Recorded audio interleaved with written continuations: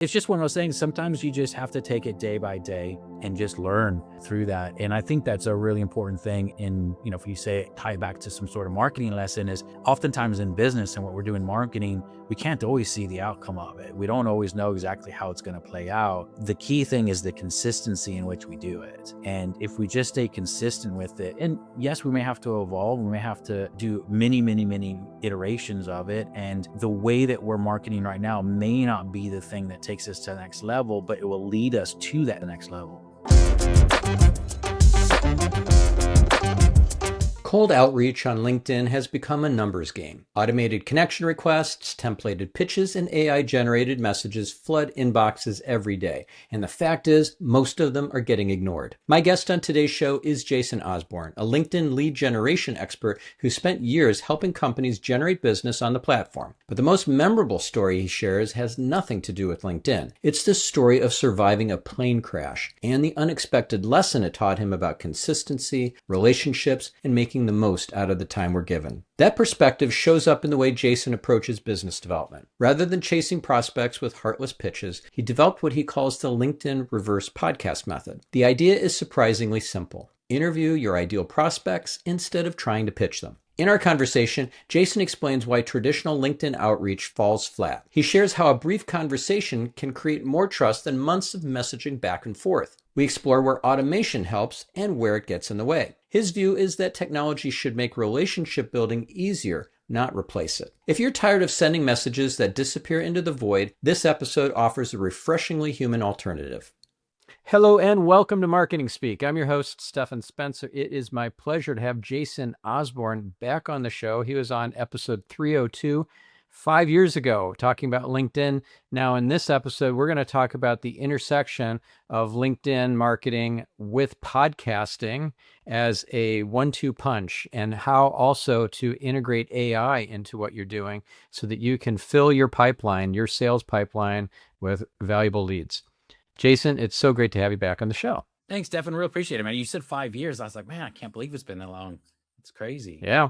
Well, you've been known as a LinkedIn expert, and now you're a podcaster as well. You have a show that you're using as this strategy to generate leads that we're going to actually be walking through. How did you come across, or how did this kind of a flash of insight come to you to integrate those two strategies together? Yeah, so I have been doing online marketing for almost 20 years now. And over the last 8 years, I've been specializing in LinkedIn, work with companies all over the world around that, helping them to generate leads. One of the things that I started noticing, for anyone that's listening, if you're on LinkedIn, you will have noticed this as well, but there is so much spam on LinkedIn. And that has become just absolutely everywhere. Lots of reasons for it. It really got bad around when all the lockdowns were happening. People couldn't go out and meet as normal. And so they started to use LinkedIn as a platform to start to network. Along that time, people realized, oh, it actually takes a little bit of time to build relationships. So everyone started using automation tools, which can actually be really damaging on LinkedIn. I see a lot of people getting their accounts shut down using those.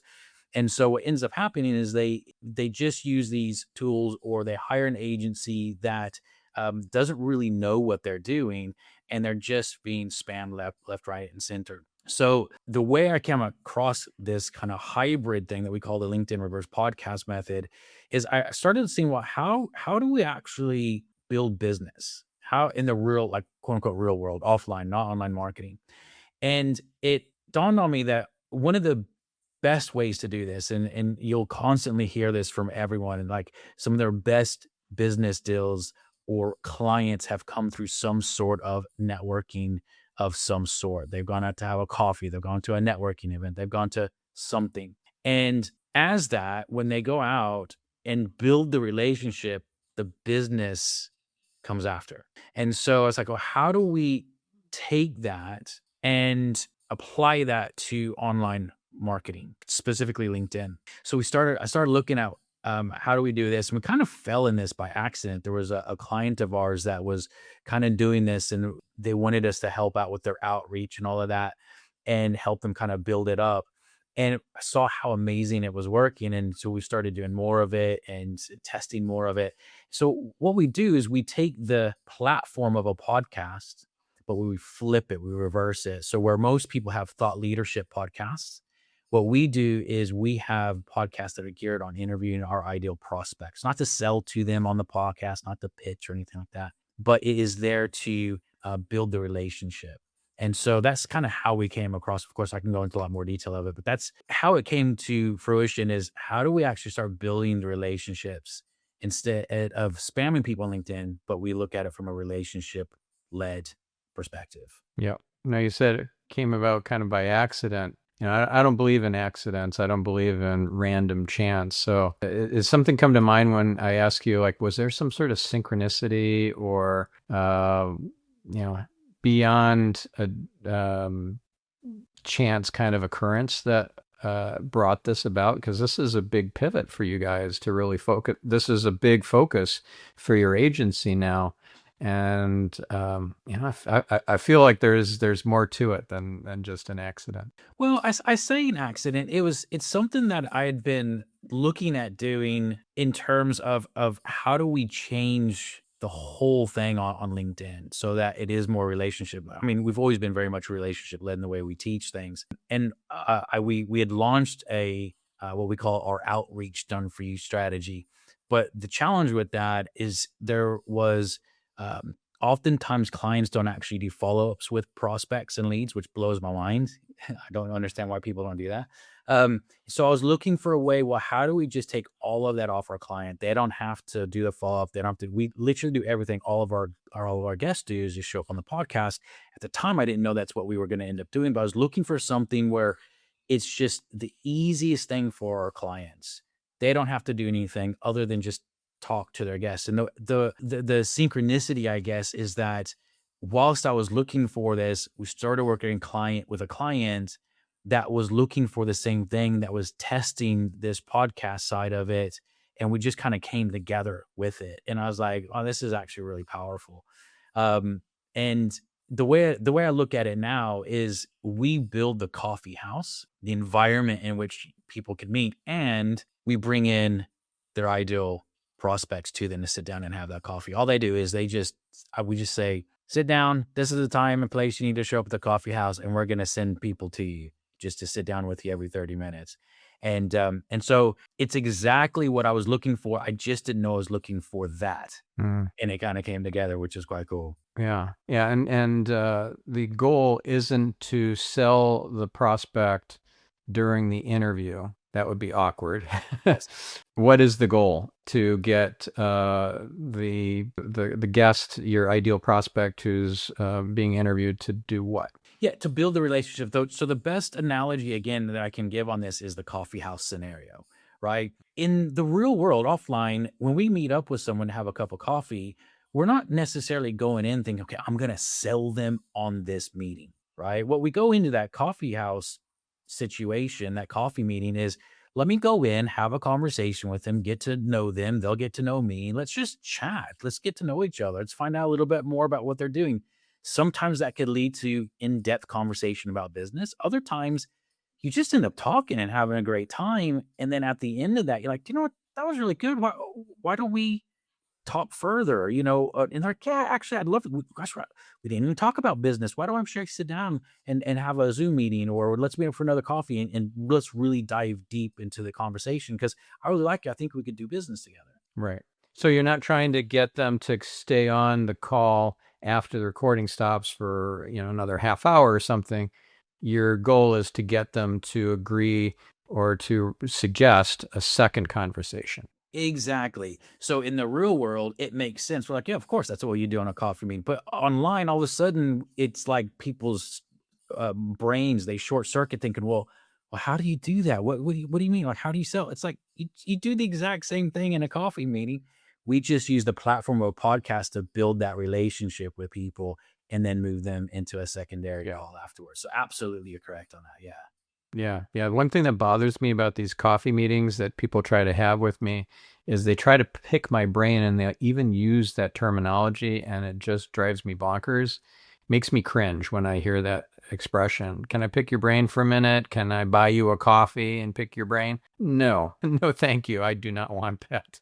Yeah. So I think there's oftentimes an ulterior motive or a less than giving motive for the people who are trying to get a coffee meeting, whether it's in person or virtual. And how do you overcome that skepticism? It's a great question, and this is why I vehemently tell people, do not ask people for coffee meetings online.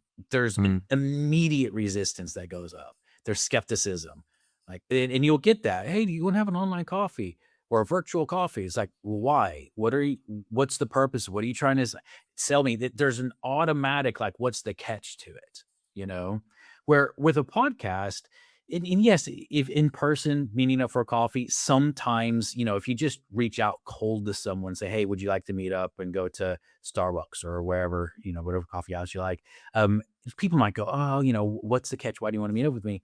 But in a networking environment, if you just kind of meet someone, hey, would you like to go up and have a coffee? Oftentimes people will be happy to do that. Well, it's the same thing online. Yes, it is cold from the perspective of you don't know them, but you're creating a pure value driven element to the guest, because when you're reaching out to people and saying, hey, would you like to come onto my podcast? One, a lot of people, it's an ego stroke. They're like, yeah, gosh, I'd love to be on a podcast. Of course, I'd love to do that. Two, a lot of times it just makes logical sense, particularly if they're like business owners or they're somehow in a position where they're trying to market the business. They see that as an asset. So it's a pure value led portion where they go, yeah, cool. I can see I'm going to be interviewed. I can use that in my marketing. I can cut it up into shorts. I can put it on social media. I can email it to my email list, whatever the case may be. Right. Put it on their press page or their media page. Yes. Anything. And even if they're not the owner, like we've got clients who, we have a client that's worked with, he's a financial advisor and he works with tech professionals, not the owners, just people in tech.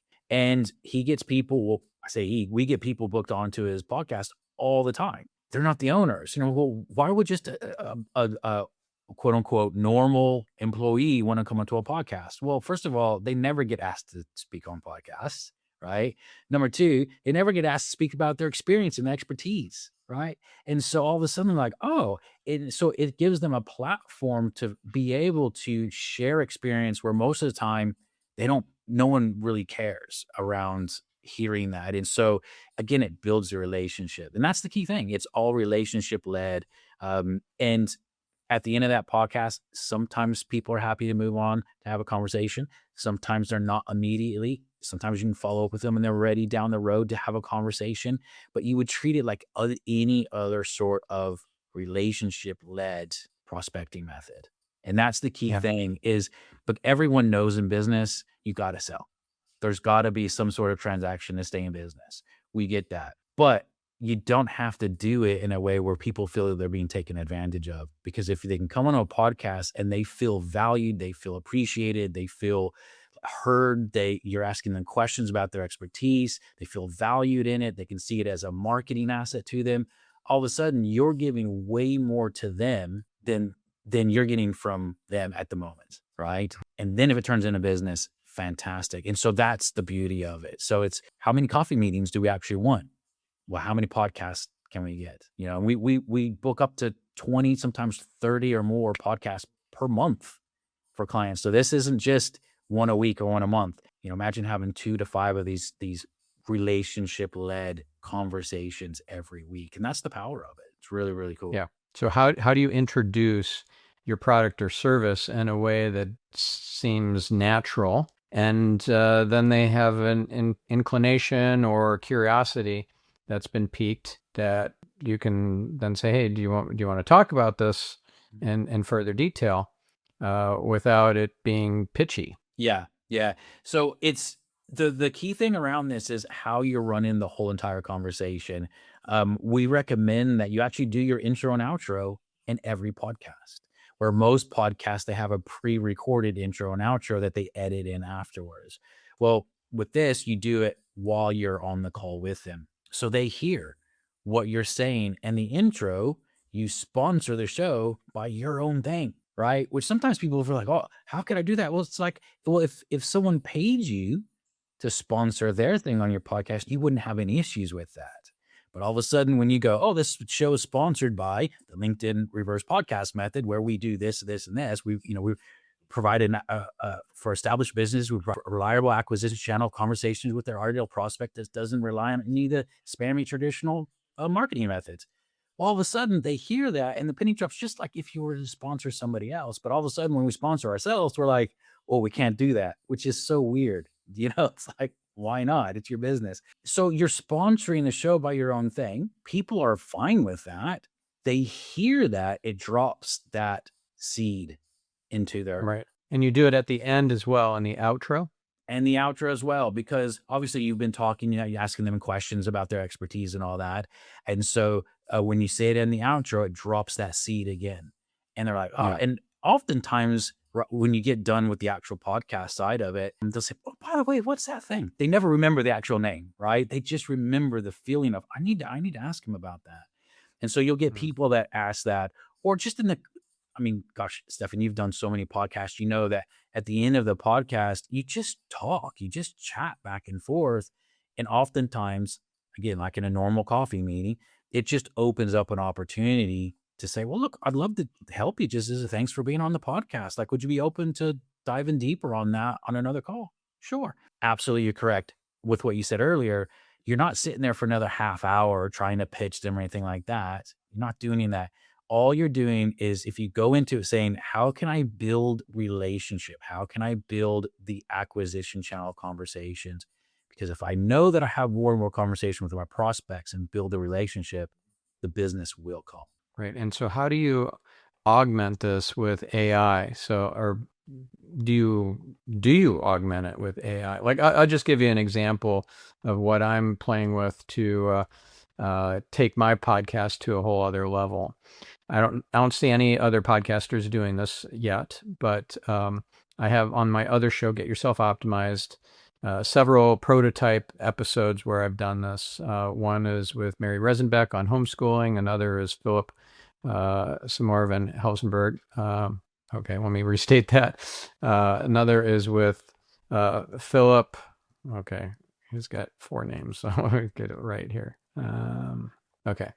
And the other one is with Philip Seymour von Helsendorf-Felling, where it's on quantum energy and quantum healing. And with both of those episodes, they're so informational, value-packed. I thought, well, why not restructure them into an online course? So the course is written by AI. The video script, the outline was created by AI. And the narration is in the guest's voice with their permission using 11 labs. So it sounds like them. It doesn't sound like a robot voice. It sounds like them. And it is filled with video of like B-roll footage and the captions and everything, so you can follow along with the training. And it's about 20 minutes of training per module. And it's amazing. It's got quizzes. It's got a workbook, all written by AI. And I'll include a link in the show notes to each of those courses.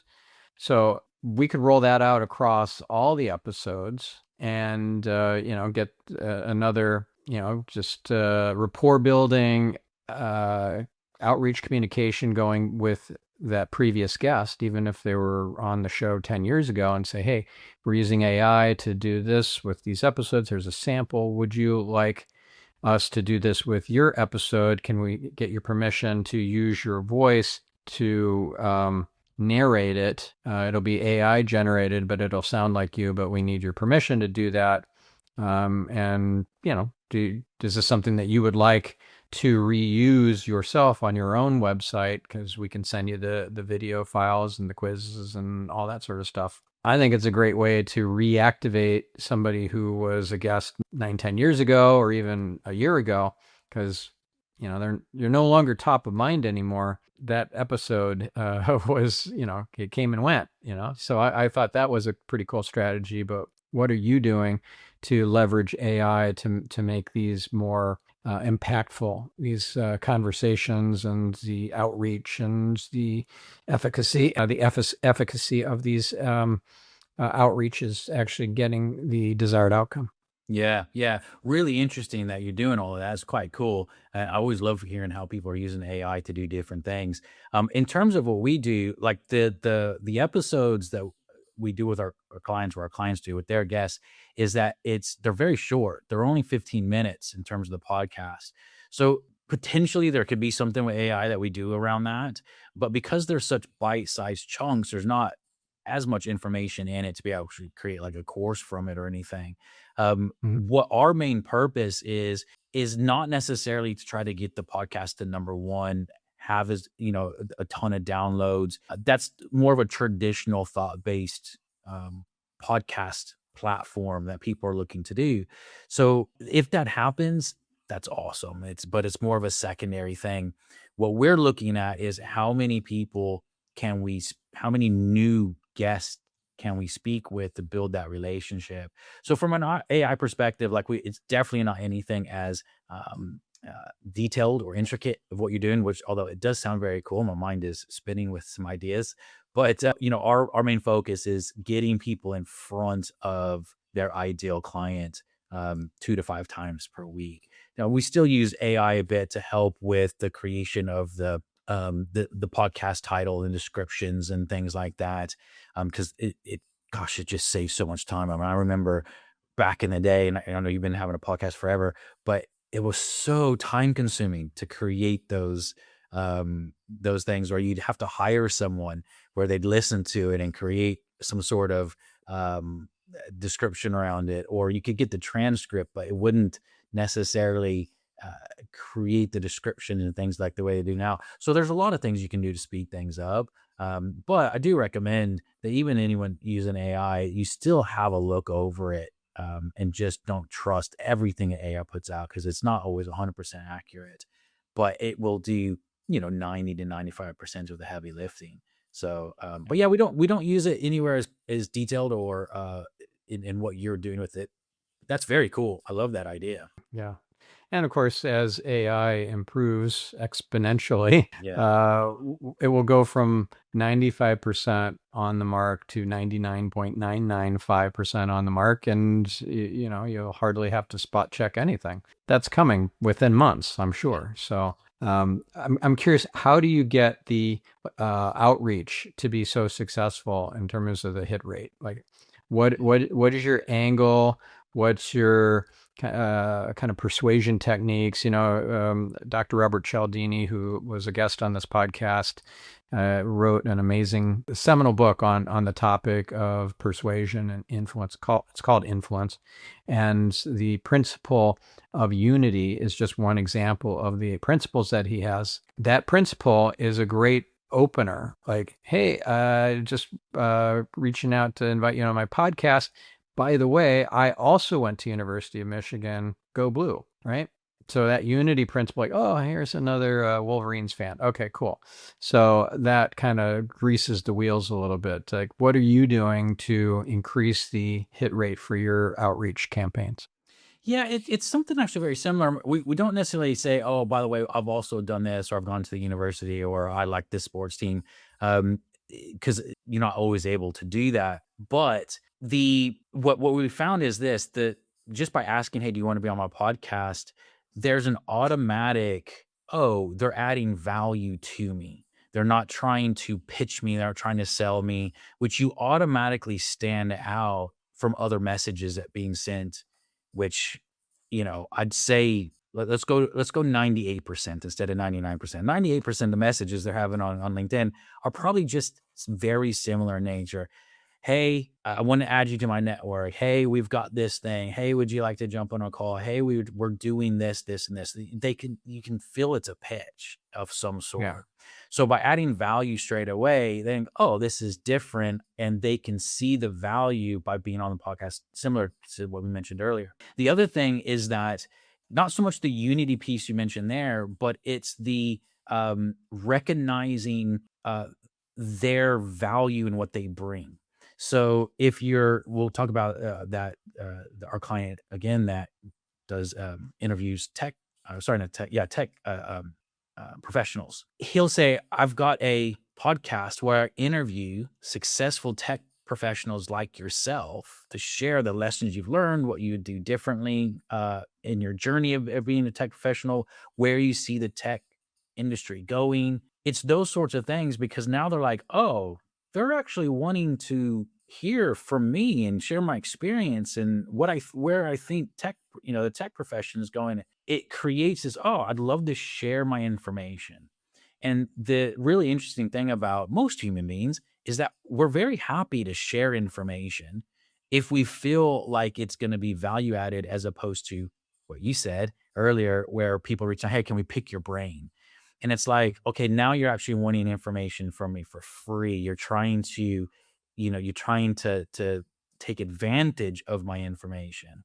Where when you bring someone on a podcast, you still may ask those same questions, but you're doing it in a way where it's positioning them as the authority, the person that knows the information. And so that we see really, really good acceptance rates on LinkedIn doing that. People coming onto the podcast. It's really amazing what it's able to do. So it's similar nature to the Unity principle. It's just I'm sure there's probably another name for it. But it's that acknowledging their experience and their expertise and wanting to learn from them in a value driven way. Right.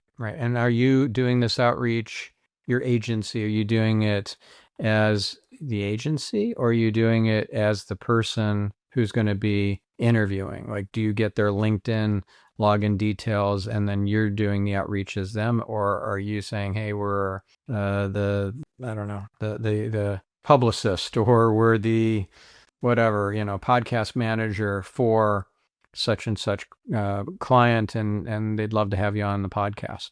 Sure. So we do use their LinkedIn profile because it needs to be them. People need to know that that's the person that they're going to be being interviewed by. And so yes, we do get access to their LinkedIn profile, which is just for anyone listening. You want to make sure that if you do this you have anyone manage your LinkedIn profile, it has to be done right. LinkedIn's really finicky on how they give access with IP addresses and all this sort of stuff. So we do it in a very secure way. In terms of how we communicate with them on that person's profile, it kind of depends on the client. If they are happy for us to, because any of the messaging that we send out, it's all approved by them anyway. And so they know the messaging that's going out, and we get to know their tone and all that. And so oftentimes if people have questions, there's a process that we go through. So it feels very much done by them.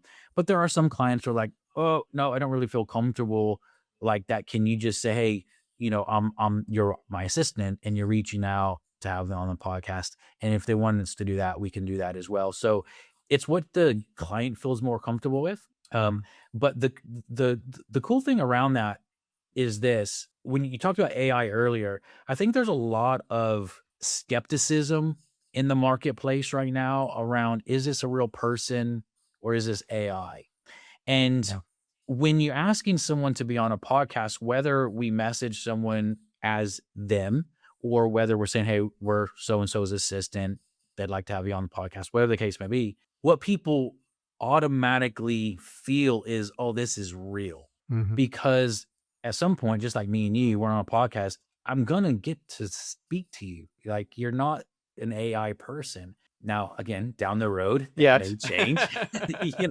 Give it a few months. Yeah, exactly. It may change completely, but the people like knowing, oh, I'm actually going to be talking to a real person, and they like that human interaction. They like that, and over the next several months, years, maybe people will feel a lot more comfortable speaking to AI. Maybe it'll just be a part of a normal thing. It's like, oh yeah, I speak to the AI, like they're my best friend, or who knows, what might have robots like iRobot with Will Smith in it, where all of a sudden they're just part of your normal day life. You talk to them, they're in your house. I mean, who knows?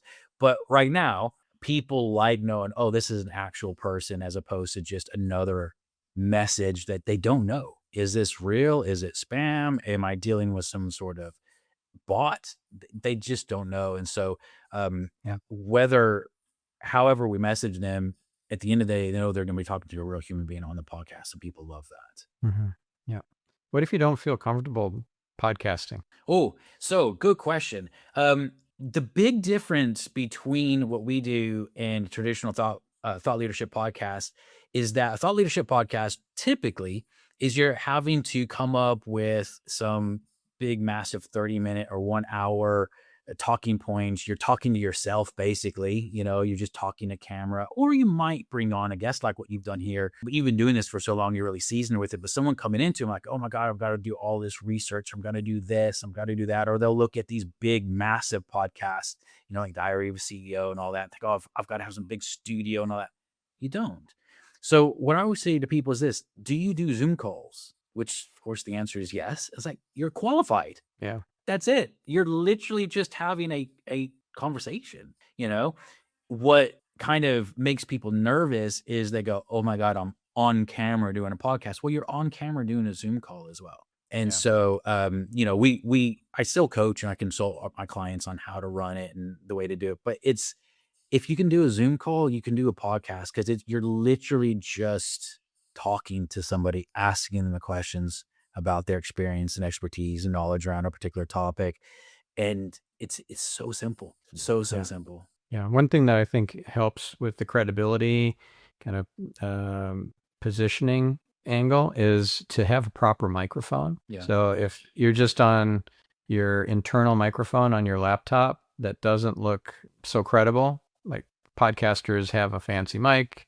You can't see it with my virtual background, but I have a Shure SM7B right here. Pretty fancy microphone, plugged into I forget what it's called, like a condenser type thing or whatever. It doesn't go straight into the USB. So you can get for $80 on Amazon a Fifine, which is a weird brand. It's from China, but it's super cheap, and it comes with the arm and everything. So you've got the whole setup, and it plugs right into your USB for $80, and you'll look the part then.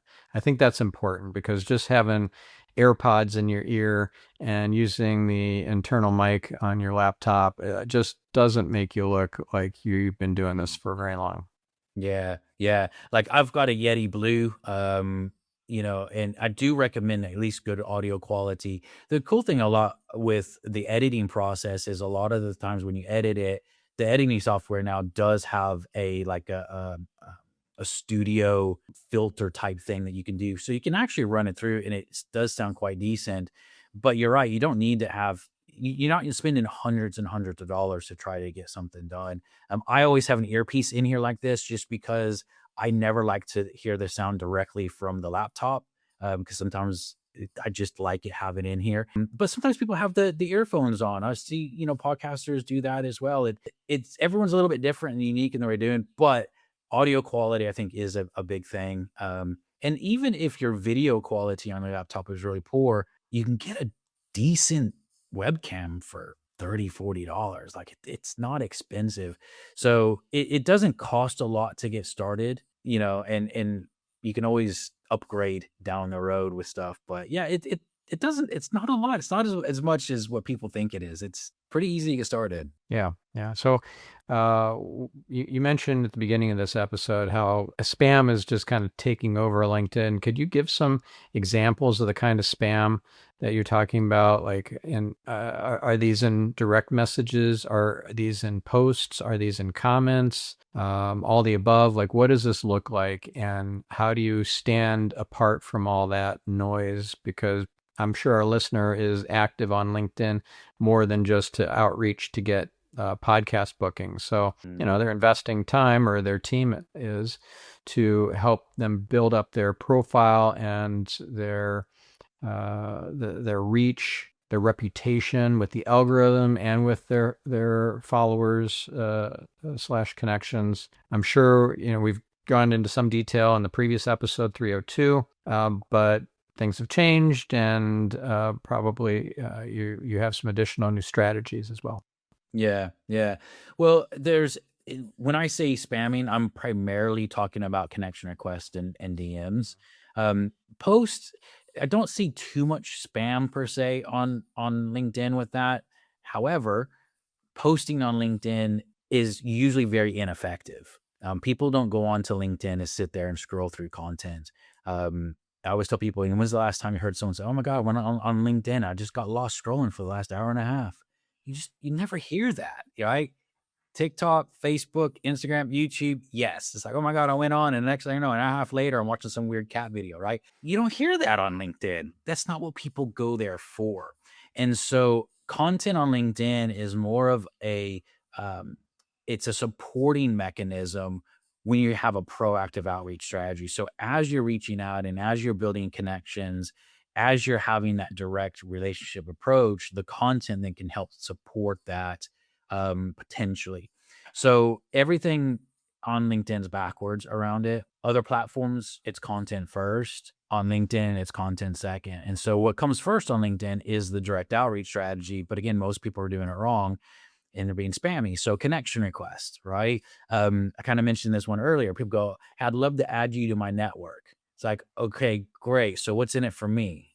All right. You want to add me to your network for what? Like, why? There's no benefit. Or we have a lot of common connections. It'd be great to connect. Okay. Why? Or hey, I see that you're in this industry. It'd be great to connect. Cool. I know I'm in the industry. Why do you want to connect? There's these really generic messages that go out to people. And then what happens is, and again, anyone that's been on LinkedIn, you kind of know exactly what's going to happen with this. If you were to accept a connection request, what are you almost guaranteed? Like I'd bet money on it and I would win. Like I'd come out on top of this. What are you almost guaranteed to receive after you accept a connection request? A pitch. Yeah. You're either going to get that in the next 5 minutes because it's automated or within the next day. And oftentimes it's still automated, but it's coming, right? You're just waiting for it. And so, and what happens is you get this, hey, we do this, we do that, blah, blah, blah. So the approach really is, how do we begin to connect with people in a way where they feel the value is going to be added to them? And so this is why we do the reverse podcast side of it, is because there's nothing in it that we're pitching. We're not trying to say, hey, we do this, we do that. It's all about how would you like to come on to the podcast and we position you as an expert and authority? Yes, please. Yeah. Like it's a completely left field approach, but it works because it's 100% value driven. One of the things I find really funny, Stephan, is that sometimes one of my clients, they'll say, "Can you review my messaging we send it out to people?" I was like, "Well, you're just pitching, you need to add value." It's like, "No, we are adding value." It's like, "How are you adding value?" Because we're telling them in the message that we're going to be able to help them to do this and this and this if they have our product. I said, that's a pitch. That's not adding value. And so people have a really hard time to flip that switch of going, well, how do I add value without pitching? Well, how do you add value in any other area of your life? You just start communication and conversation. And so that's the key thing around it. The challenge is then, how do you get away from what I call the awkward high school dance? And the awkward high school dance in LinkedIn is when you send a message, "Hey, how's things going for you?" "Yeah, I'm fine, thanks." "Good. How's business going for you?" "Yeah, it's going well." "Great. And what you been up to?" "Well, what are you messaging me on?" It's like this weird kind of exchange. It's like, what are we doing here? I don't really know. It doesn't really feel comfortable. So we have to make sure we're not doing the awkward high school dance conversation, but we don't want to be just going in for a direct pitch as well. It's just, how do we build relationship conversation? I think the biggest challenge people have, a lot of people don't like hearing this, is they're just lazy, right? They want to be able to communicate with someone, and within the first 2 to 3 conversations, someone goes, "Yes, I want to buy from you." And there's a lot of people that are pitching courses around that as well. Like how to get people to buy from your DMs within two DMs. It's like, what? Like if you're selling something for $20, $30, maybe, because I think people can throw that money away. But if you're actually looking at selling something, people aren't going to buy from you within 2 DMs if they don't know you. So typically what happens is, yes, you might be able to sell someone within 1 to 2 DMs, but what the course actually ends up showing you is you have to build all the relationship on the front end, and then you message them and they might buy from you within 1 to 2 DMs. And so, but people like that. Let's just go in really quick, get a yes, and move on. And they forget about the relationship side. Yeah. Yeah. Well, I think being transactional is really the root of the issue with not just the different spamming techniques that happen over the DMs, but also in even the posting and the commenting strategies. You can totally tell, for example, if somebody is commenting using AI to write the comment. You can tell if they wrote the post using AI. You can tell if they're using some kind of scammy approach. Comment such and such keyword, and I'll send you the thing, right? So they're baiting you, giving you all sorts of stuff about here's the thing, and then here's how it works and whatever. And if you want the thing, you know, I'm not going to link to it here. I'm going to make you comment a keyword and you know, get the engagement up in my post so it gets more views and visibility, and that feels kind of disingenuous. Yeah, it's interesting because I think sometimes those things, if people get to know, like, and trust you, they're sometimes those things work really, really well. But it's one of those elements where you've got to look at how are we. I'll give you an example. I won't name the person's name, but they actually do a really good job of this. They put out so much free content. It's so incredibly valued. They'll do 1 to 2 hour lives where they'll go into incredible amounts of depth around what they do and how the strategy works. And they just talk about so much stuff. And because of that, they build up a lot of trust within their community. And then sometimes they'll do those drops where they say, hey, we've got this whole PDF or whatever. If you want it, DM me this. And because they've given 90% value over and over and over again, when they do that, people are like, oh, yeah, cool. Like, I'd love to hear more about that. And so there are ways to do it, but do it right. Do it where it doesn't feel transactional, where there's actual relationship. And I think that's the key thing. It doesn't feel, as you said, Stephan, transactional. People don't want that. Yeah. Yeah. So I know we're getting close to time. I wanted to revisit a story that you shared in episode 302 that was really powerful. Really has nothing to do with marketing. I mean, maybe you can bring a marketing lesson to it, but I just wanted to resurface it because it was so memorable and so miraculous. And that is how you survived a plane crash. Yeah. Do you mind? Do you mind sharing again a bit about that? Yeah. Yeah, sure. This was a long time ago now. I was in my early 20s and was on a twin engine prop Cessna plane. And there was five of us on board, and we were flying, and the engines stopped working. The official ruling was there was a mismanagement of fuel, and the engines got starved of fuel, and just stopped. Which, if anyone's ever glided in the air, you know it's very, very quiet after hearing prop engines, which are very, very loud. And yes, we ended up crashing into a neighborhood, into a house, and it ripped the whole right side of the plane off. And me and one other guy survived, and then the other three people that were on board ended up passing away. But yeah, it was a long time ago. It was a challenging time in life. But I had some really good people around me and really helped me get through that time. And of course, you know, everyone, all the families that were involved, we were all real close anyway. But it was just a very interesting time in life to have gone through that and experienced that. But yeah, it's one of those things where, you know, I think we all go through stuff. We all go through challenging times, and while it may not feel as an extreme, you know, very rare to talk to someone who survived a plane crash, but we all go through our version of what feels like plane crashes in our life. And, you know, can be a very confusing. I can feel like our life's been turned upside down, whether that's in business or personal life, relationships, health, whatever the case may be. And it's about just looking at how do I just get one step further than I did the day before? And that can be really challenging. And but that's one of the things I did is for whatever reason, whether it was the trauma or just loads of stuff, my mind was only able to see an hour ahead. And when I was on the plane, I was actually writing out a business plan for a business that I was wanting to start up. And obviously, when you're writing that, you're thinking months and years ahead of what could we do, how it would shape.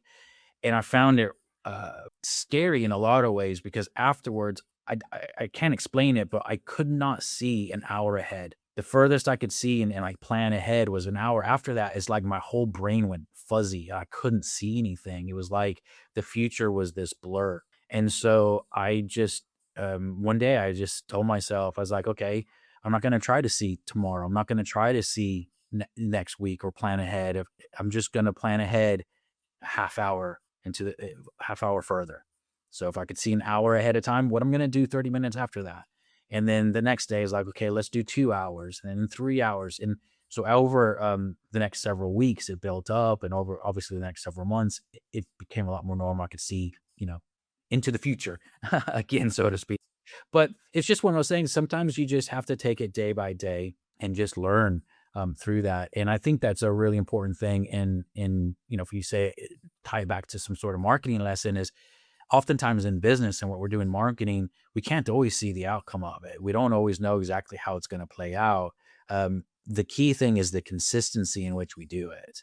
And if we just stay consistent with it, and yes, we may have to evolve, we may have to uh, do many, many, many iterations of it. And the way that we're marketing right now may not be the thing that takes us to the next level, but it will lead us to that next thing that takes us to the next level. And so it's just taking things day by day.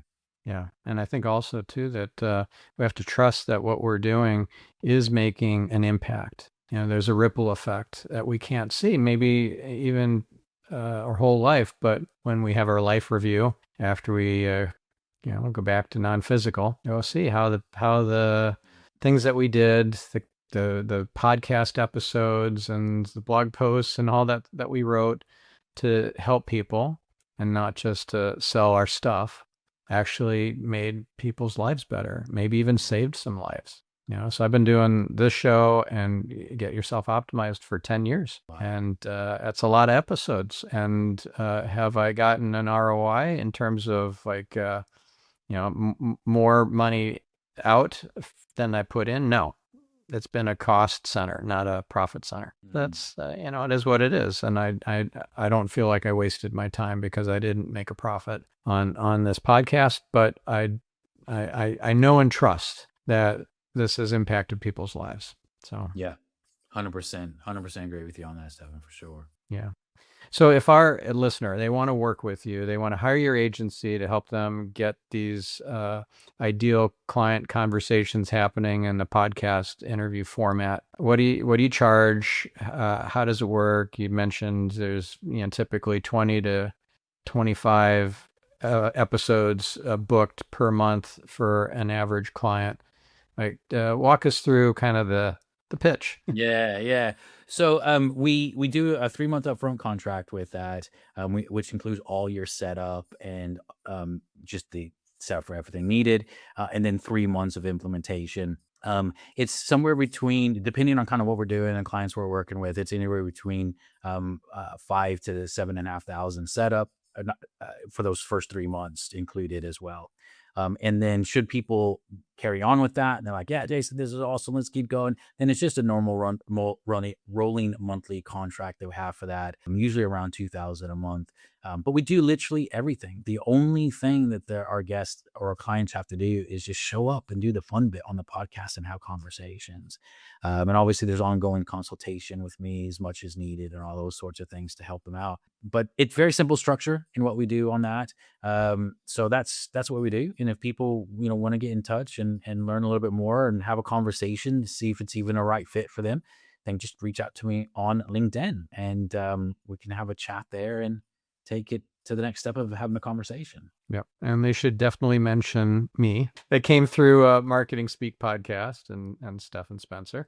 So what would be like to wrap up this conversation, a wisdom nugget that you want to leave our listener with? Ooh, gosh, good question. So many things I've been thinking about recently. I think the biggest thing, I'll kind of reference back to what I was saying before around the consistency piece. I read a post, it might even been this morning, if not, it was last night. And people may have heard this before, probably have, but the thing that helps you context of business, which the post was, the thing that helps you actually make money is by doing the thing consistent over a long period of time, and it just feels monotonous. That's where actual success comes from. People don't like hearing that. They think there's a deeper secret that the successful aren't telling you, but that is the secret. It's the people that just do the thing over and over and over and over and over again for years, and it builds up and grows and grows and grows. The same principle applies for anything else in our life. It makes a lot of sense when we think about health. If you just eat healthy, go to the gym, eat well, drink well, all of that stuff, that over a period of time, you're going to look better. You're going to feel better. We get that naturally with our health, but for some reason we don't apply it to other areas of our life. And so that's the biggest piece of, I think, wisdom, particularly in business, is you just got to keep sticking with the thing. The people that usually end up failing are the people that keep jumping around trying to find the magic thing, when really the magic is the consistency over a long period of time. I think that boils down to something that is endemic and epidemic in this culture these days, and that is distraction and distractedness. I interviewed Nir Eyal, who wrote the book Indistractable. Great book, a great episode too. I think in this world of a dopamine addiction with scrolling, social media, reels and shorts and all that sort of stuff that sucks our attention away, and we fritter it away. We squander it, and then we don't have the discipline left to do the thing that really matters. There's a book by Brian Tracy called Eat That Frog. So you do it the first thing, the thing you don't want to do, the thing you're procrastinating, the uncomfortable thing, the thing that will actually move the needle for your business and your life. Do it first, while you got the willpower, and don't fritter your precious attention away on stupid stuff. The cat videos and all that, it doesn't feed your soul. It doesn't contribute to your soul mission, and it certainly doesn't move the needle in terms of your business either. Yeah. Yeah. And I think it's about finding that balance.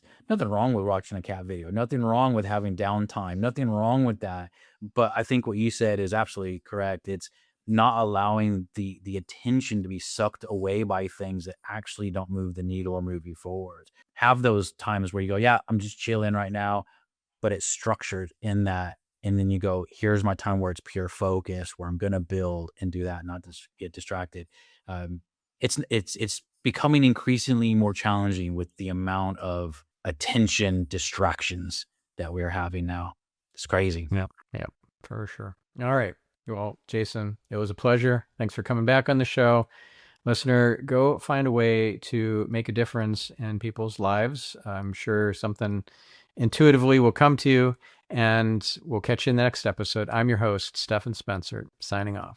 If you liked this interview with Jason, then check out my previous interview of him, which is episode 302 at marketingspeak.com/302. If you want to hear more conversations like this about building real relationships with your ideal prospects on LinkedIn, then I recommend episode 67 with Angela Lynn, episode 255 with Julie Mason, and episode 518 with Danny Inney. Also, I invite you to check out the show notes, transcript, action-based checklist, and all the URLs mentioned in this interview with Jason Osborn at marketingspeak.com/545. If you enjoyed this conversation, please share the episode, and more importantly, the entire show Marketing Speak with a friend. It'll really help this podcast grow and reach an impact. Thank you.